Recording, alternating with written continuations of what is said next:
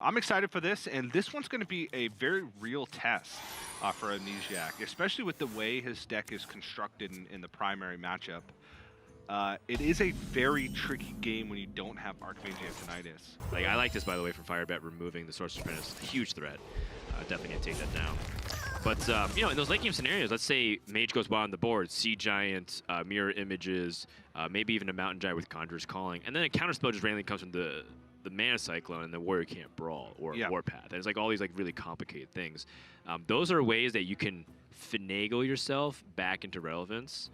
But it is going to be very difficult for this first game here, as you know, even if Amnesiac kept that Sorcerer's Apprentice, it still doesn't look like that great of an opening hand. Yeah, I think after analyzing a little bit more, it does make sense getting that Acolyte out. Another Clockwork Goblin.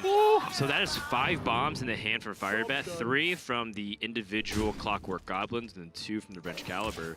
Amnesiac, just from that alone, will be playing with borrowed time. Yeah.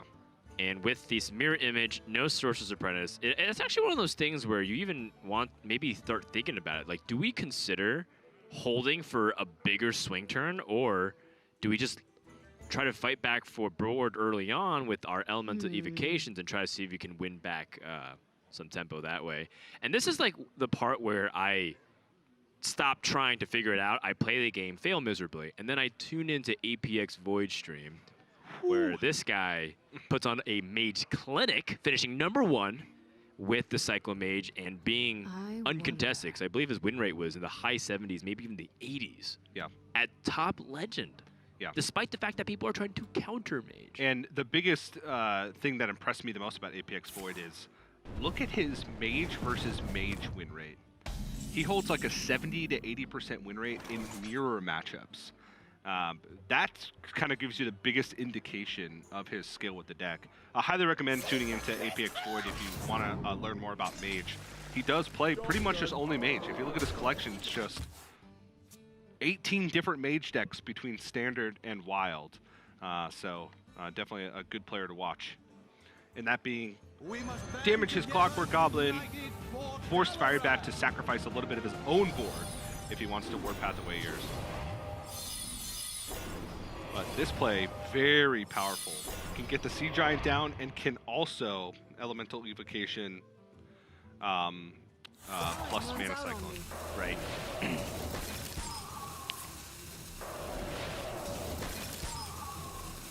Perfect mana expenditure. And board space. Ooh, okay. The Pyroblast, I mean, that makes up for a little bit of that lack of Antonidas.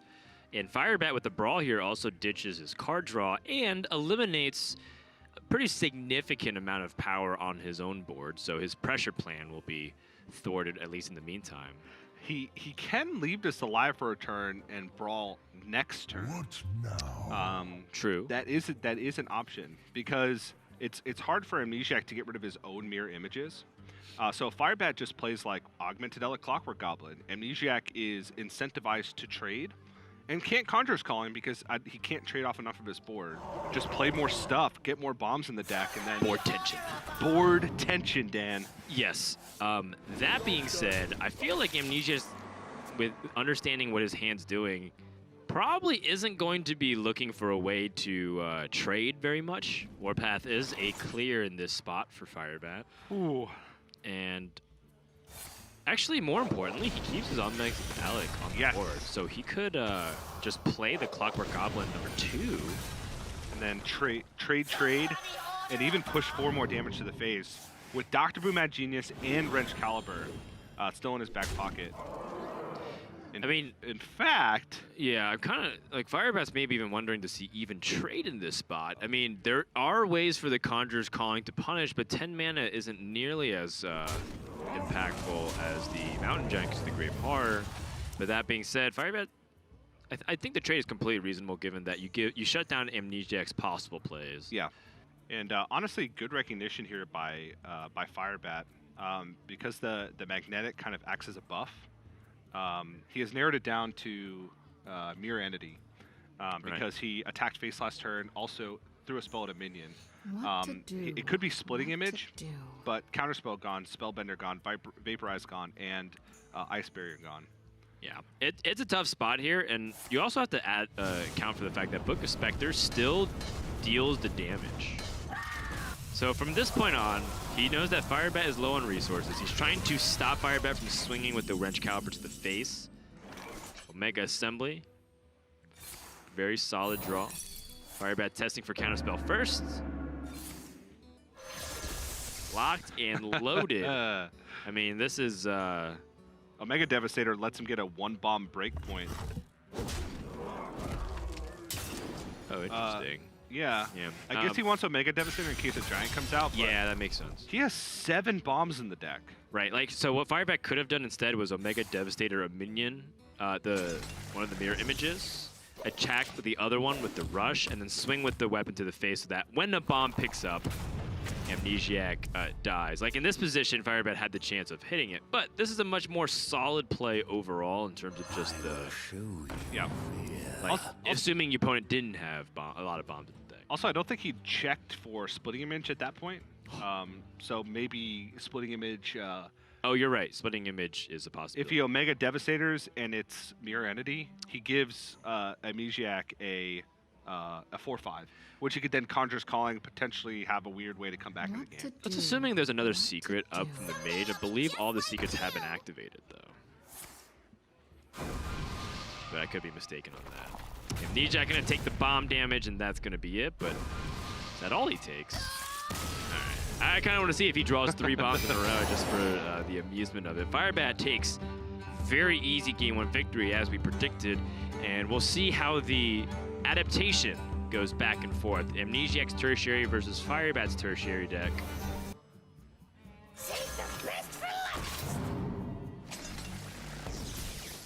Job's done. Firebat is giving Amnesiac another Conjurer's Calling option, but I think with 7 drops, I just don't think there's anything defensive enough.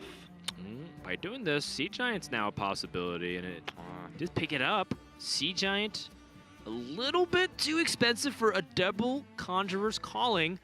However, there is one thing that I'd like to point out, and there's a possibility that Amnesiac gets Mechathune. I don't know how he dumps his hand, but let's say the Lightwell gives him a little bit extra time, and then he's able to Conjurer's Calling the Sea Giant. I mean, look, I'm just listing out possibilities, TJ, because the Amnesiac win percentage is in the 0.0% chance. Like 0.01, 0.05, whatever you can debate. Also has, Firebat has a 20% chance every turn to get Zap, which would end the game on the spot. Yes, assuming that an Amnesiac doesn't pull some ridiculous option off of Conjurer's Calling state in this game. There are a handful of lifesteal minions still. At 7 mana, there's not that many though. Job's done. Actually, I can't think of a single lifesteal minion at 7 mana. I'm almost out of cards. I don't think so. I don't think there's many defensive options at 7. But this should be lethal, I believe, because now without killing that that augmented Eleg, Firebat can just clear the taunts and push face damage. Yeah, Militia Commander plus Microbots. Yeah. Or anything off the Omega Assembly. Firebat's chance to style on his opponent, and he loves doing that. If you ever watch his Omni videos, he likes to do really funny things to his opponent. Especially after what Amnesiac said earlier. Yeah. In fact, I wonder if he just doesn't kill. He's going for the brawl! Oh my god! He's just gonna go ahead and brawl. This is guaranteed lethal. Right. But Firebat. What? Going for the style points. Look at his face. No, if the Eleg dies. Wait, no. Now he doesn't have lethal. No, it was a guaranteed lethal before Brawl. Right. All he had to do was Microbots, Militia Commander, Firebat, just using this opponent. He's really trying to, like, I have felt Firebat that he is just memeing Amnesiac at this point. And I think Amnesiac gonna try, but he loses inevitably. All right, still a chance for big bad Archmage. Hakar! Okay, Firebat knows how to do this. You Super Collider so that the Hakar dies, and then he draws the Corrupted Blood. And then he draws the Corrupted Blood. Yes. That is right. Aw. Oh, okay. Well, Super Collider, almost as stylish, I'd say. Almost as Well played. I like the card draw as a possibility, but Firebat's going to take a 2-0 over Amnesiac. Almost a huge throw there at the end, Dan. And at this point, this is where Firebat says, respect your elders. All right, Firebat's on the line with us. Firebat, you there? Yeah, what's going on? How could you, man? He has a family. Yeah, taking some victory laps there at the end, which is nice. I personally like the Hakar finish. That was a stylish finish. Yeah. I wasn't trying to BM or take victory laps or anything like that. There were a few lines I could have taken there to try and maybe I put more bombs in his deck to try and close the game that way. But I think removing all of his stuff was a better out. So I just wanted to really make sure I could win. All right. Well, okay. should we tell him, Dan? Well, Should we Did tell I him? miss lethal or something? Yeah, you did. You Micro- had the microbots just kill the thing in the militia commander, and then Augmented hits face, and he was at 2. Oh, okay. Well then, yeah, we'll just call it victory laps. Yeah. I guess that television a little bit hard.